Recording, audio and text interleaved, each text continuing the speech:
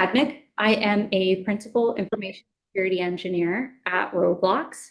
Before I joined Roblox, I was at Tesla for 8.5 years on a bunch of different teams within information security. And this is my first public conference talk. So I'm very, very excited. Thank you.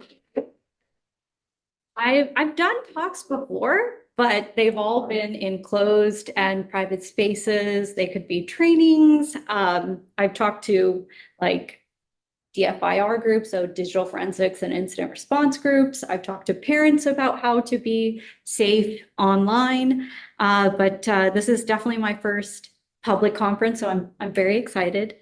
And I want to do more of this. I want to take more time to support more women, especially in information security, and I want to discuss more topics in regards to information security in a variety of communities and continue to do that. So what are we going to do in today's talk?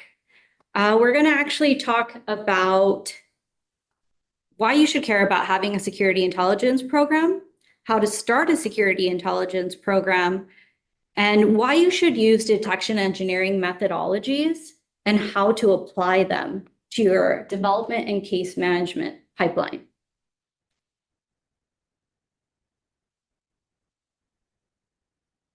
All right, so this is the fun part of the entire talk is the disclaimer.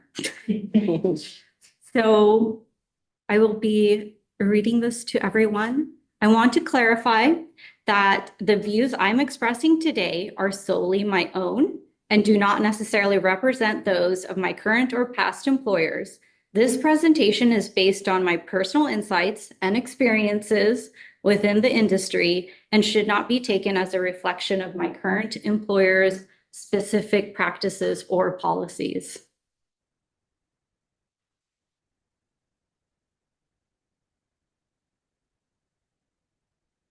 Once upon a time, it was Wednesday, July 15th, 2020, just before 1:30 p.m. Pacific. Famous people, companies, and cryptocurrency related services started tweeting their followers, stating payments sent to a Bitcoin address would be sent back doubled. I recall myself wondering out loud, did Twitter get hacked? Indeed, it did.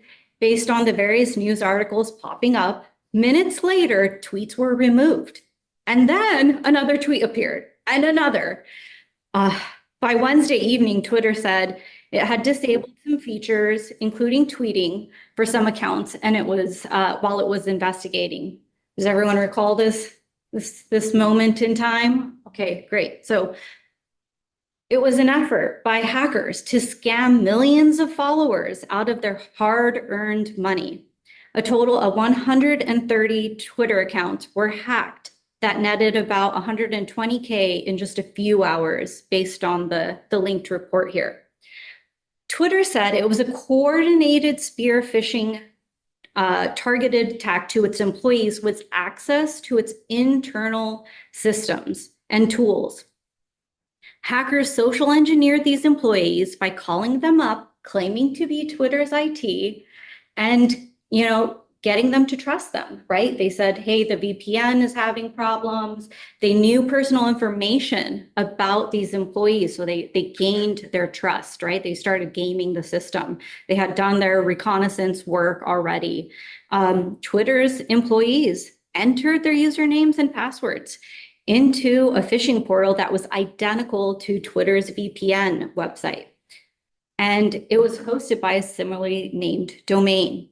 As the employees entered their credentials, what did the attackers do? They started entering the real credentials into the real website. And then an MFA challenge came, and the employee accepted the MFA challenge. And the hackers were in. And they got into their systems. The hackers compromised the credentials and used their access to gain access to Twitter's internal dashboards and take over the accounts. There was no evidence found that the Twitter employees knowingly aided the hackers. So raise your hand if you think this story is a non-malicious insider incident. Don't be shy. It's okay. Non-malicious insider.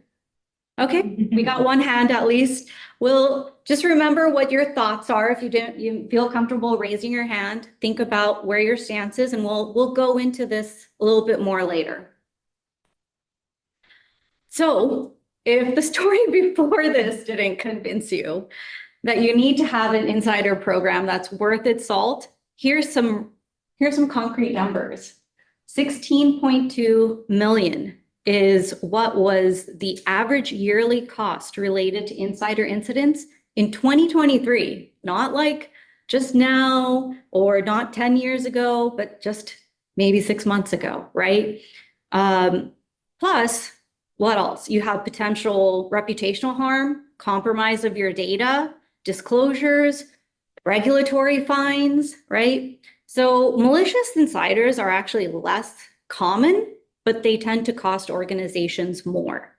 Credential theft on average costs $680K per incident. In general, malicious insiders are most likely to email sensitive data to outside parties. They are likely to also access data that they don't normally access for their roles or their functions. Why do you think that insider programs actually start? I'm going to just start picking people out of the crowd now. This lady over here in the corner. Probably because something bad. Exactly. That is one very concrete reason. Any other thoughts? Okay. Everyone's being a little shy. It's okay. We'll warm up some more. Another one is the detection and response team already has a goal to actually build and detect for insiders. And then, another one could be management knows how important it is. I think we've all seen this and we've heard these things in the news. So there are very different levels of insiders, and we're going to start going into that. But let's get our vocabulary straight. We're going to go ahead and start with step one. What's an insider? Well, starting with that, this is an individual who has authorized access to an organization's network, systems, or data. Some examples of an insider are going to be employees, contractors, vendors, interns, highly privileged users like executives and administrators who have access to the sensitive information.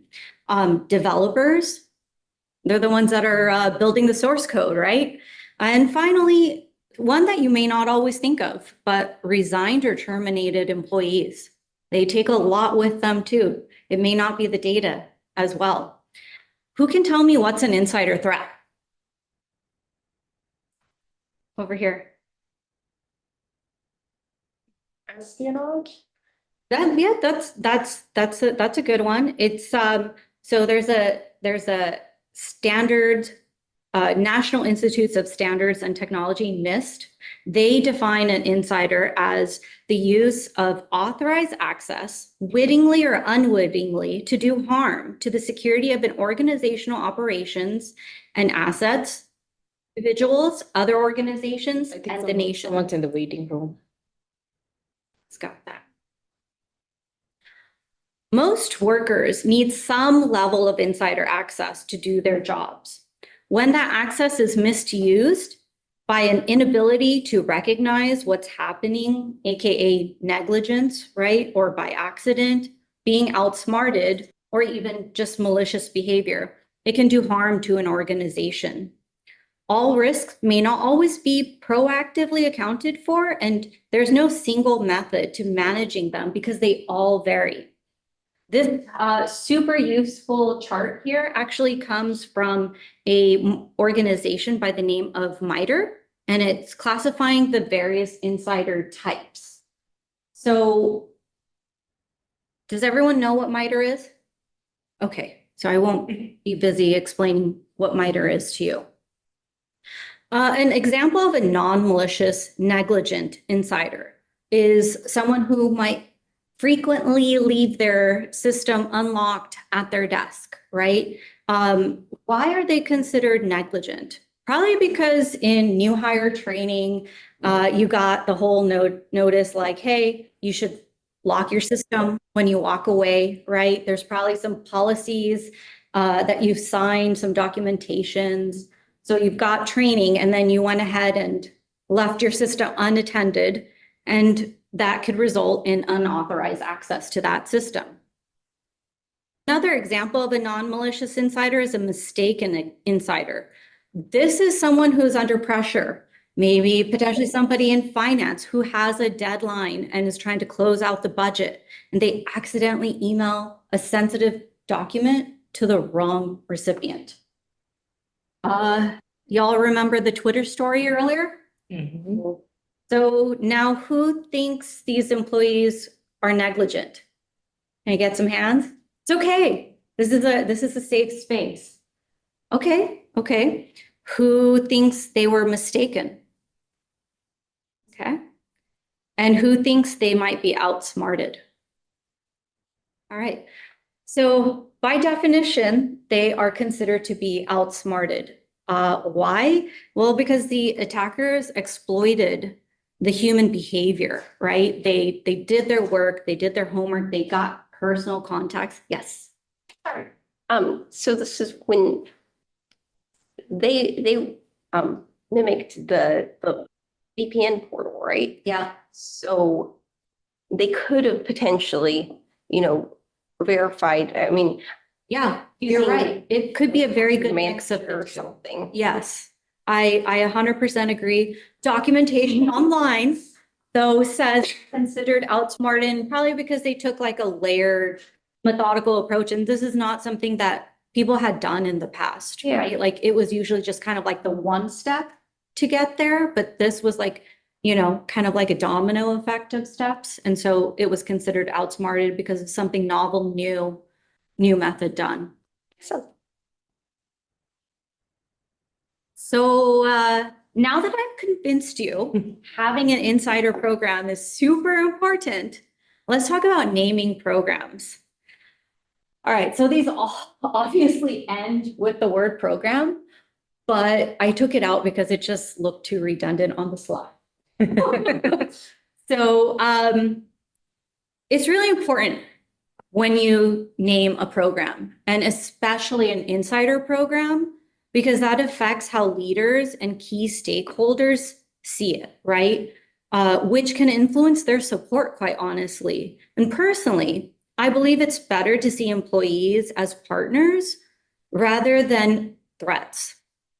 Using terms like threats might make it seem like the program is against employees. Does anybody know which country's government uses the term insider threat program? United States. Yeah, it's the very which country we all live in. So that being said, the US government does use the term insider threat program, but I'm going to say names should convey a sense of proactivity, risk management, and employee involvement in safeguarding organizations. Ultimately, the name should echo the organization's culture and their priorities. So what's detection engineering?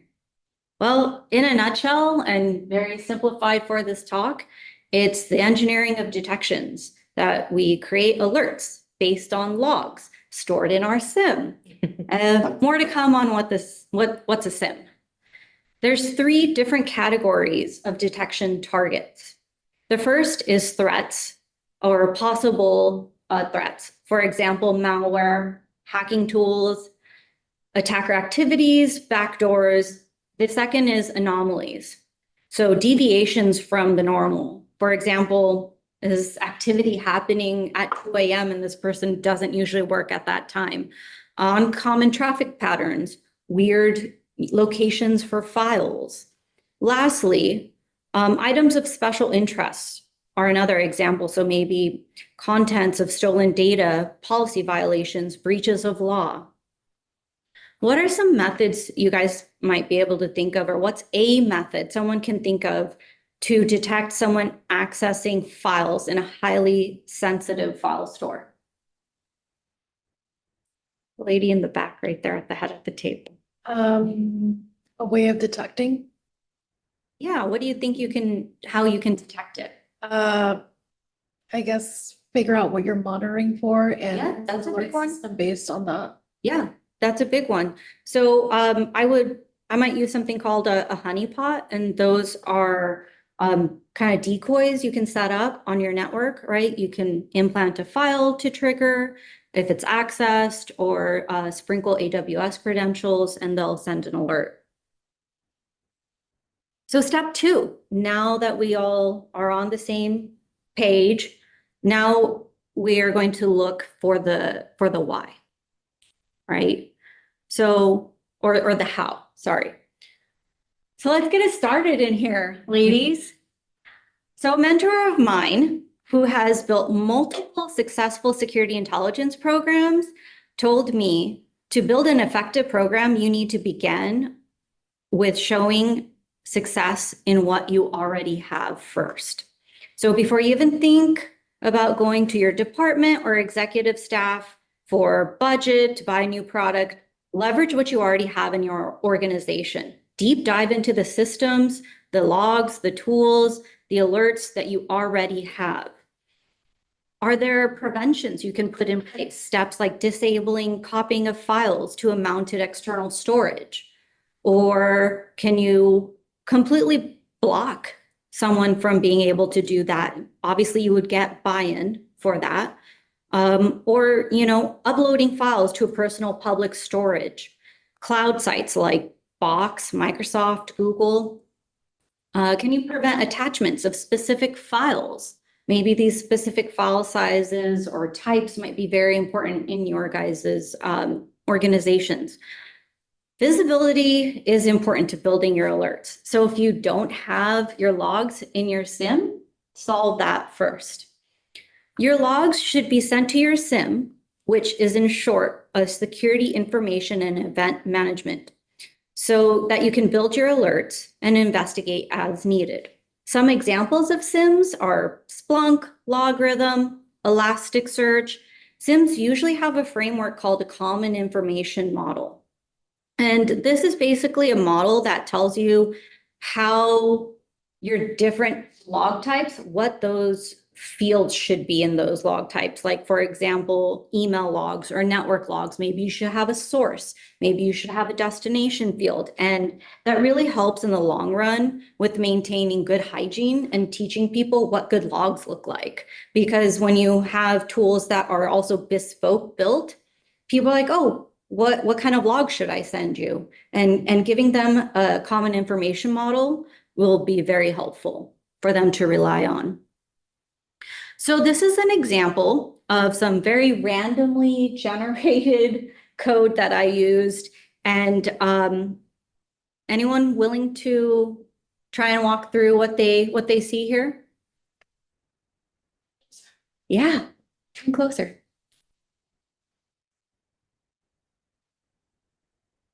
Should I pick one of you or should I just do it? It's a little hard to read. It's a little hard to read. Okay, so it's basically email logs. It shows us the timestamp, the message ID, the sender, the recipient, the subject, the size of the full email, the file size, the attachment type, and the status, right? What was the action? Was it delivered or not? So all of them say delivered. They're all sent by the same person. Anything that kind of stands out to you? She sent it to herself. Personally. That's what it looks From the like. company? Yeah, she looks like she's sending it to herself. One that really sticks out to me is titled Budget Review, and it looks like it's almost a little over 25 megs in size with an Excel file. So that definitely stands out, right?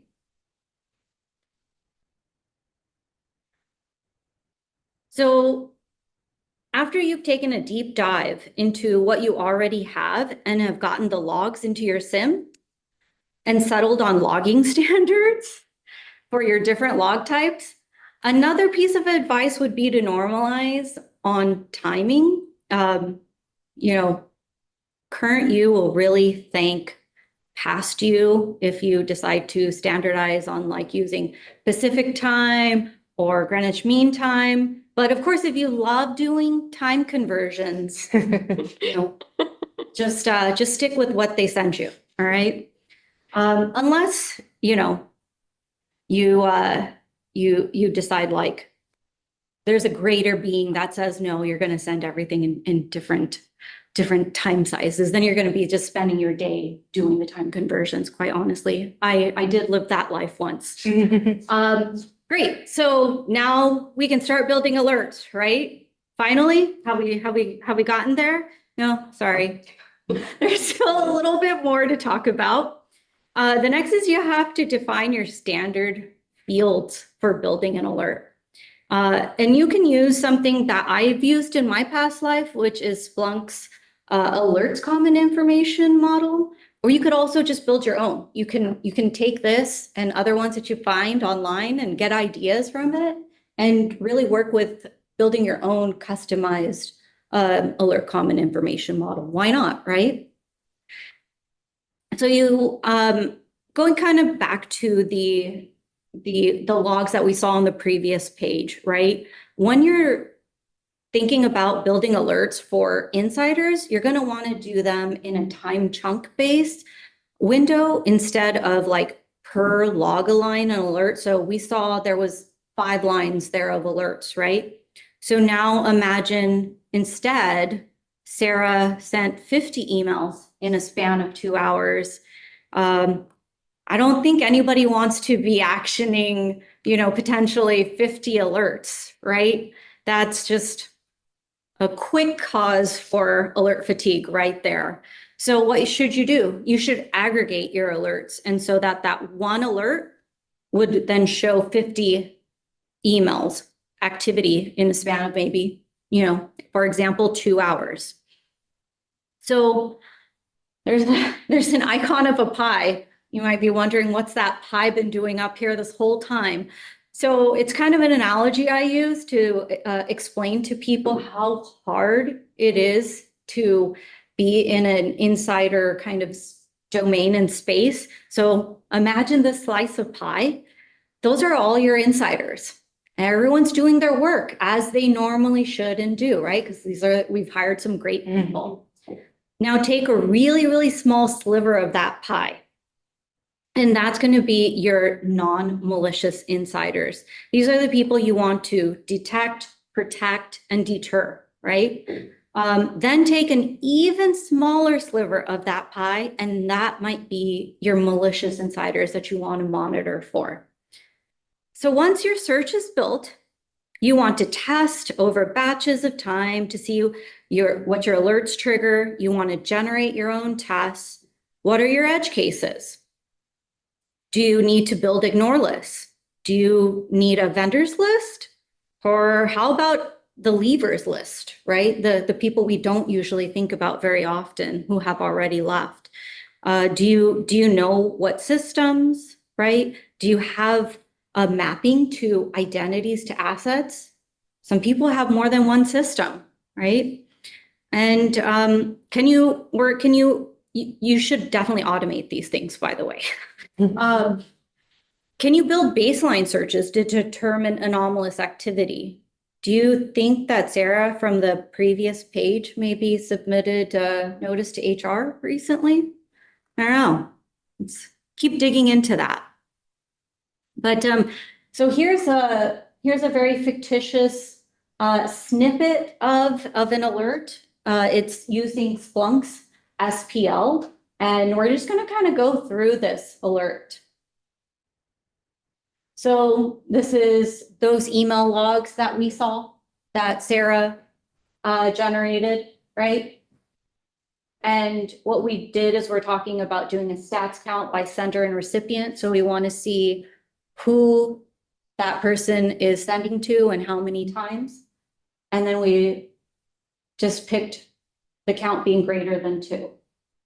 Then we rename our fields to match our alert common information models, right? So that's source, destination, and then we put in a description. We can't read the whole description, but it looks like it says this alert triggers when an employee has sent more than 2 emails to the same external address in under 2 hours, and the size is of some amount, but it's cut off.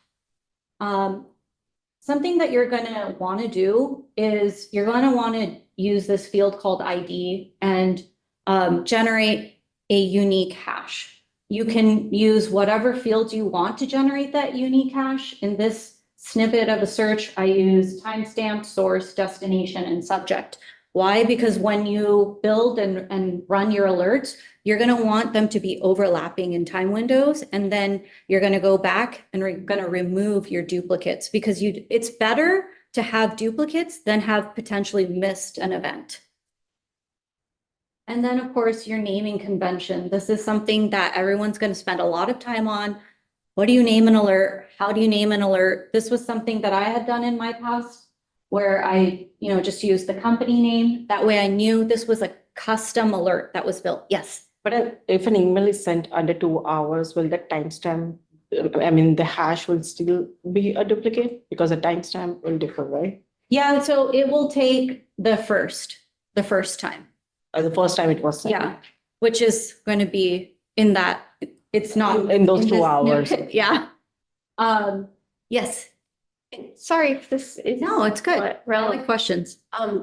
So what if your company has a lot of like contracts and is dealing with Yeah. a lot of external Yes. emails? Like, how do you, identify which ones are going to be normal behavior? That's a perfect question. That's that vendor list I was talking about. You're going to want to maintain a vendor list, especially there's going to be some vendors who might just use Gmail, right?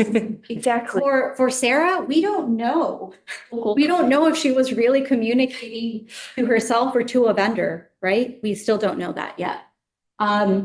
So this is kind of like a naming convention that I've thought about. You can use the first 3 letters of the company, and then I map things back to a MITRE tactic, which was exfiltration. And then there was no real technique that aligned with email exfiltration. So I just came up with email count and size, right?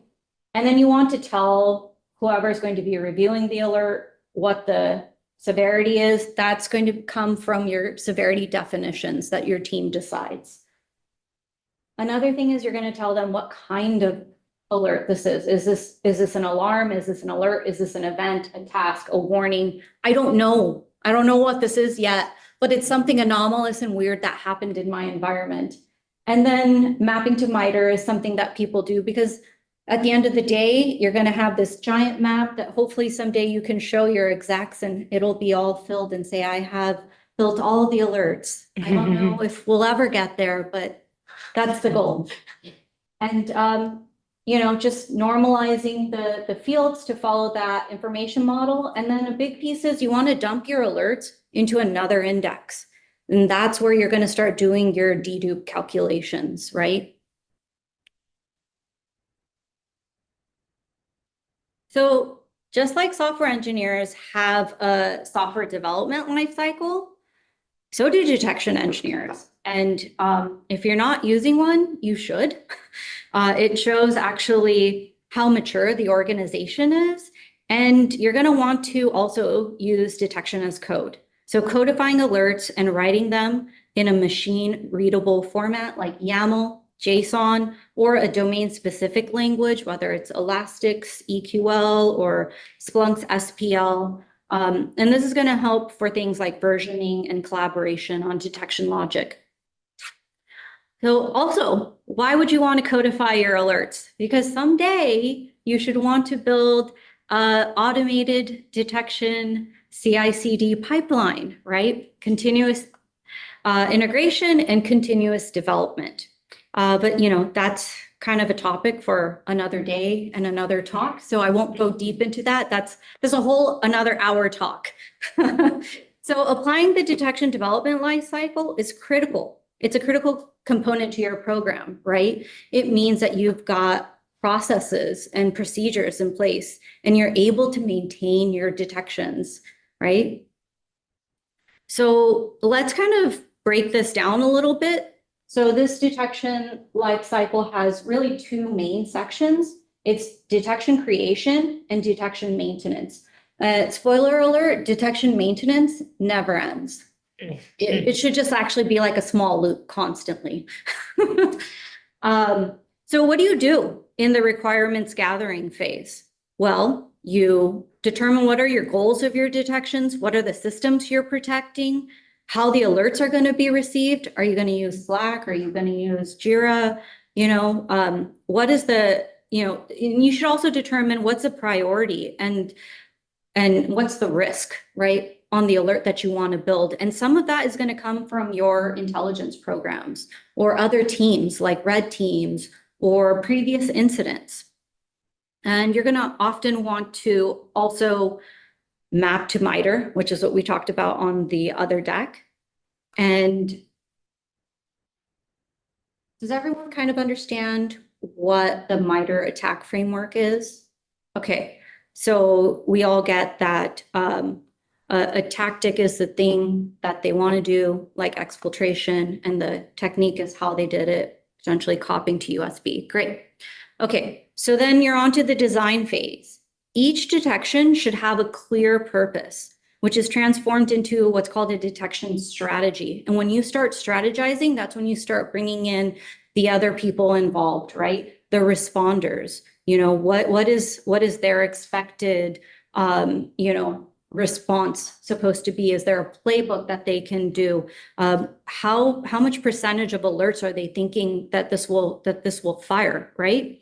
So this is where you start working with other teams as well. And then you go to the development phase and you convert the detection design into code. And you use the required fields that we talked about earlier to build your alert. And then you do testing and deployment. Testing detections for accuracy, precision, and alert volume using historical, generated, and real-time testing methods. Real-time testing involves enabling the detection in a test queue. To verify it meets predefined acceptance requirements. That's what we all did in the other phase with the responders, right? Detection strategy. And then you are going to, put your code and you're going to codify it. And you're going to use the detection as code. And you can use things like GitHub to really help with producing that code and then converting it to a YAML file, if you like, or a JSON file, and you're going to store that there, and that's going to maintain your versions as well. So on to detection maintenance. Monitoring, this is how the alert's doing. Is it firing too much? Is it constantly is it every single fire has been a false positive?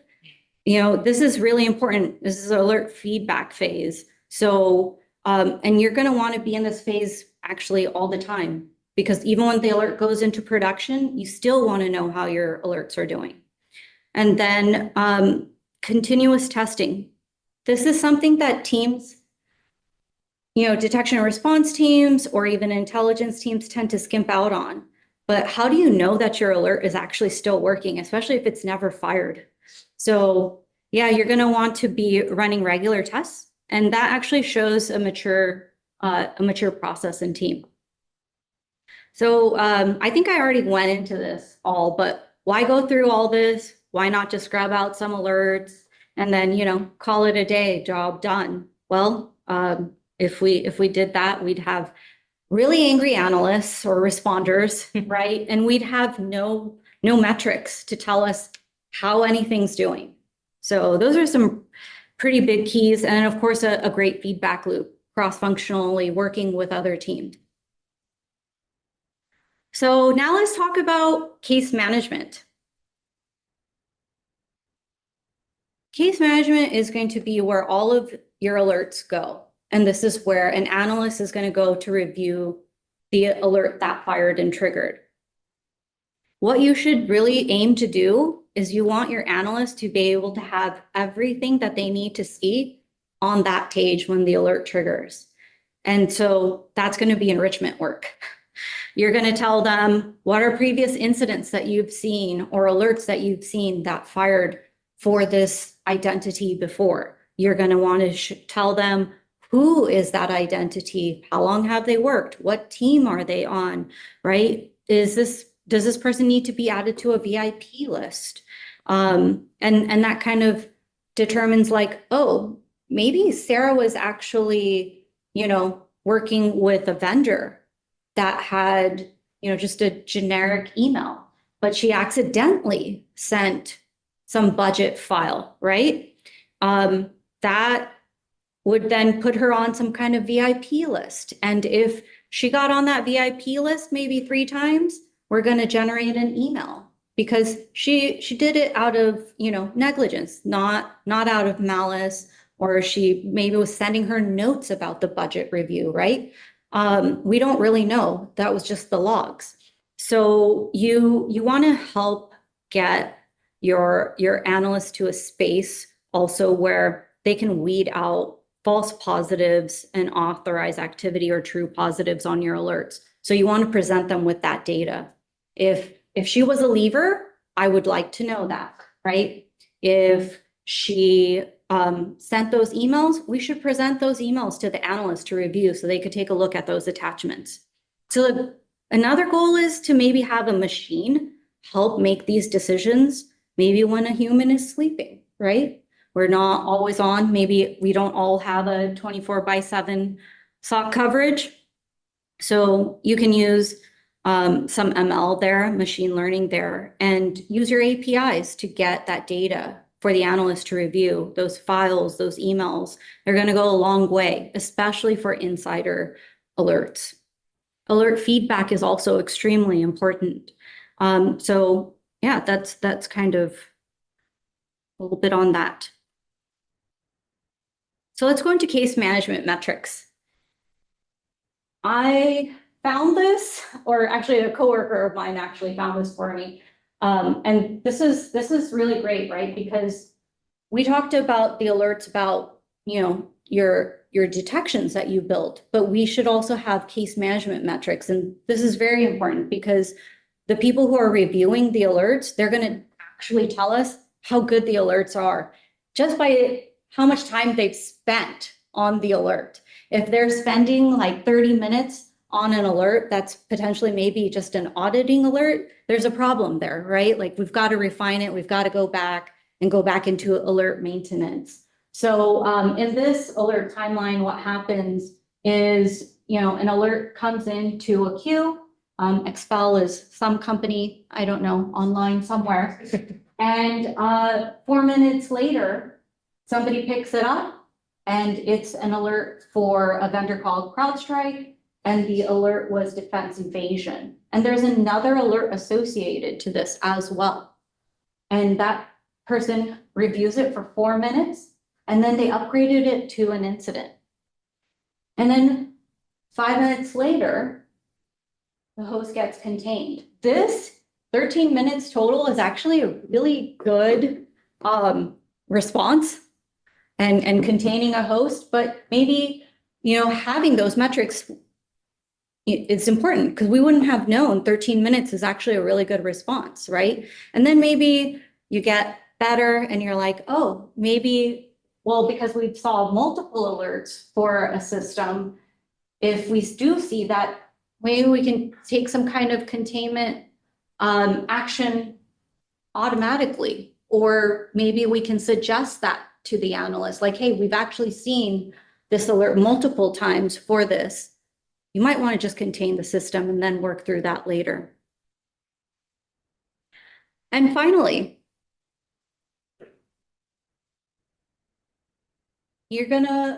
what you can do, right? You're gonna want to, if you don't have an intelligence program or a insider program, you're gonna want to do what I talked about earlier. You're gonna want to dig into the tools you already have and turn it into a hunt or an expedition or just a moment of learning. So learn your environment and what are the preventions maybe you can put in place and leverage. So be proactive. Don't be a malicious or non-malicious insider. Just be an insider. Any questions?